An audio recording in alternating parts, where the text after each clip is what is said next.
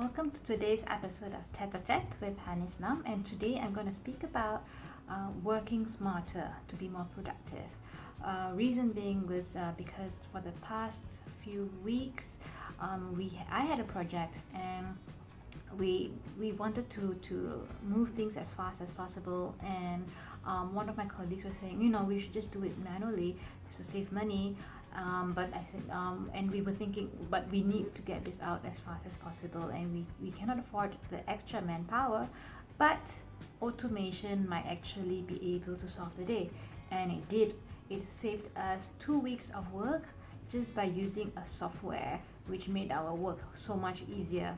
So I'm just going to talk about some things that you might want to do to to make things more workable for you in the time constraint that you might be facing. So how do we work smarter? I'm going to share 10 tips with you, and the first one would be basically how to prioritize.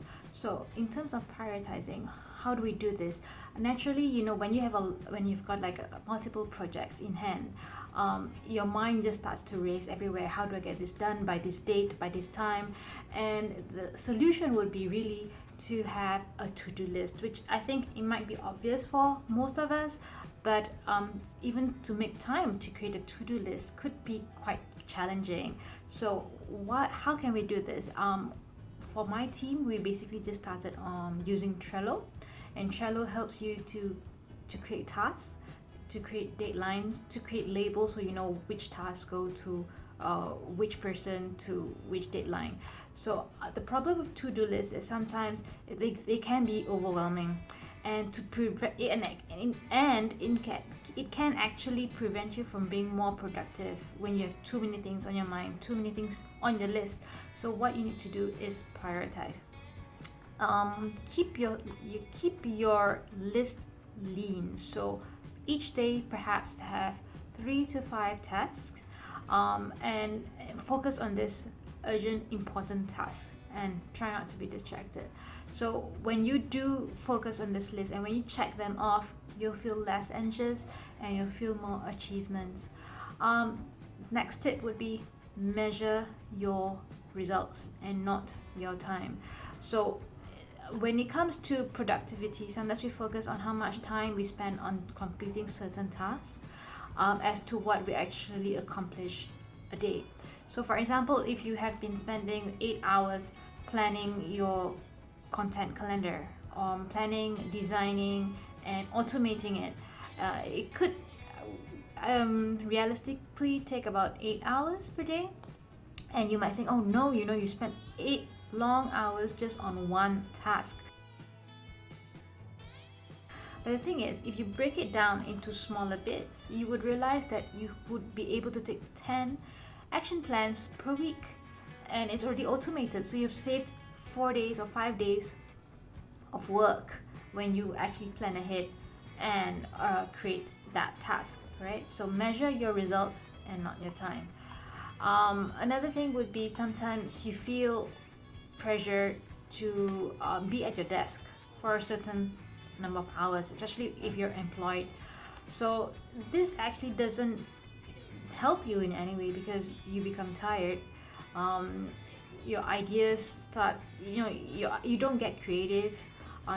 You feel forced to perform beyond your capacity, and you begin to hate what you're doing. So instead of measuring time, again, focus on the task being done and your results that come your way. Also, this list actually help you to review your day.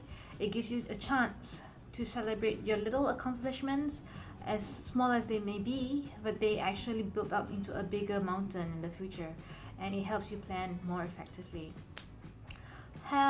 Tip number 3, have an attitude adjustment. This is where you should bring with you a good attitude, a positive attitude, whether it's to help a friend, a colleague in need, or pick up somebody's slack, or when they're sick, or they're out on an emergency, and make sure that the work is done to the highest standards. So you'll never be hearing them say, I'll just do something which is just good enough. These people with a positive attitude, a good attitude, they go above and beyond what they say they would. They deliver more than what they say they would. Also, a good attitude at work will help you set standards for your work, ensuring that you're taking responsibility for yourself and you make decisions easier than when they're based on your intuition. So by demonstrating ethical decision making and integrity, this could actually open more doors for you in the future. Next tip, communication. Regardless whether you're a freelancer, an entrepreneur, or an employee, there will be times when you feel that you will have to work with others. It's actually, everybody needs to work with others, no matter where or what situation you're in. So you need to work on your communication skills and your collaborative skills. Start by actively listening, not judging before people completing the sentences, already forming a perception in your mind. Just be open, listen, and try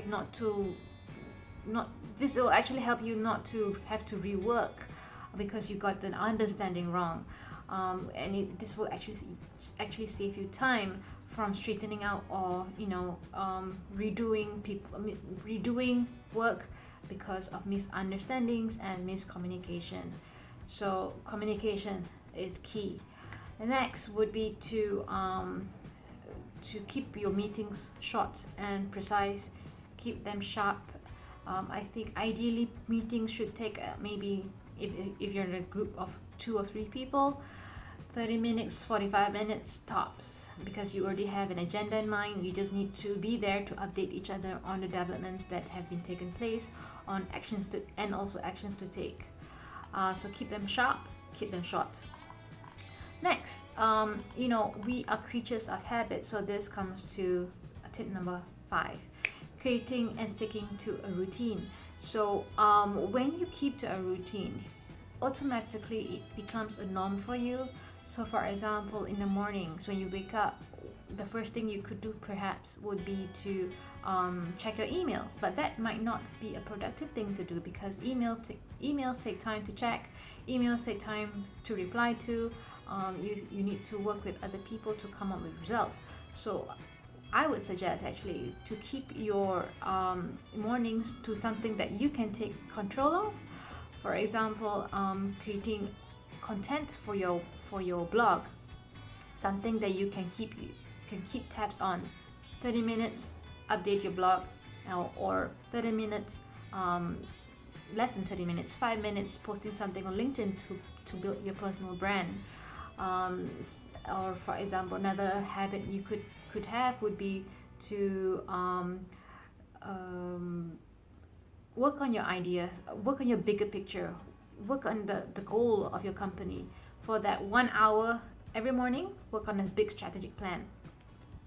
Next tip, number 6, automate your task. To get more things done, so that you don't have to spend time making decisions on things that could actually be automated. Delegate some decisions, learn to trust people. I have had this issue for years because I've been working on my own for a long time, and when I finally found a partner to work with me, it isn't easy to actually hand over a certain number of tasks, because you have certain standards that you want to achieve. But if you don't trust that somebody, he will never ever learn how to be better and to make better decisions. So let them make the mistakes first few times, and then things should get going more easily for you. Also, automation takes less energy. So even from your accounting to your invoicing to your stock taking, things like this can always be automated. Security features, you don't have to worry when something happens not according to plan, because already a task has been planned so that it automatically kicks in when certain things don't go your way. Multitasking, that's tip number 7. On the contrary, we have been for years been taught to multitask, but actually, when I look back, I feel that I can do more when I focus one task at a time, because then my mind is focused on that one thing that I need to do and deliver. So instead of shifting our attention to multiple tasks and our brains flipping here and there, switching here from there to this to this to that, just focus on one task at a time, complete it. This would be for obviously smaller tasks, right? In fact, researchers have found that when we stop multitasking, we have less of a brain struggle. So maybe that's why we become frazzled when we focus on too many things. So when you have an urge to multitask, perhaps it's a good idea to stop, take a breather, and focus on that one thing that needs to be done right now. Once that's done, you can move to the next task. Tip number 8, procrastination. So sometimes you might think that procrastination is actually a bad thing, when it can be a good thing. How can this take place? For example, when we go back to our college days, right? We don't do our projects on the spot once the teacher gives us something to do, an assignment, for example. We usually put it off until like a few days before it's due. This isn't actually a good thing all the time, but it can be to an advantage because you have a limited time to work with, so you become more productive and you really need to use the time wisely. So even according to Parkinson's law, which was named after a historian, Cyril Northcote Parkinson, he said, if you wait until the last minute, it only takes a minute to do. So take advantage of your procrastination. Of course, again, disclaimer, it doesn't give you permission to work on, wait until the 11th hour to do certain things like submit your tax, for example. But it does, according to Tai Nguyen of the Utopian Life, it provides great leverage for efficiency. Imposing shorter deadlines for a task or scheduling earlier meeting could be an advantage. It could be an advantage to you. Tip number 9, relieve stress. Stress can cause physical, emotional, and behavioral problems, as you can see people, having anger management issues. In the long run, this can actually impact your health, energy, well-being, your approach to life. So it's no surprise that stress actually hinders your work performance. The good thing is, the good news is that you may be able to relieve your workplace stress by just taking a few simple steps. The most effective stress relievers from the findings would be playing sports, something which I don't do, but I'm trying to do. Just starting to walk maybe once a week for 30 to 45 minutes. Some meditating or praying, reading. Reading doesn't always mean, if you're an entrepreneur, you are usually drawn to reading self-development books, business books and all that, but sometimes switching off from business could be a good thing. So maybe reading autobiographies, biographies, sometimes even fiction, could let go for a bit, recharge your creative cells, and give you better ideas for your next project. Other things could be spending time with your family, spending time with your friends, getting a massage, and just doing something creative like painting, which sometimes I do. And the least effective strategies and money wasting sometimes for me I would feel would be to spend mindless hours walking aimlessly in a mall, for example, or smoking, or playing video games unless you're making money out of it, and surfing the internet for stuff that are worthless. It's not to say that you shouldn't be doing these things, it's just not doing it too much, right?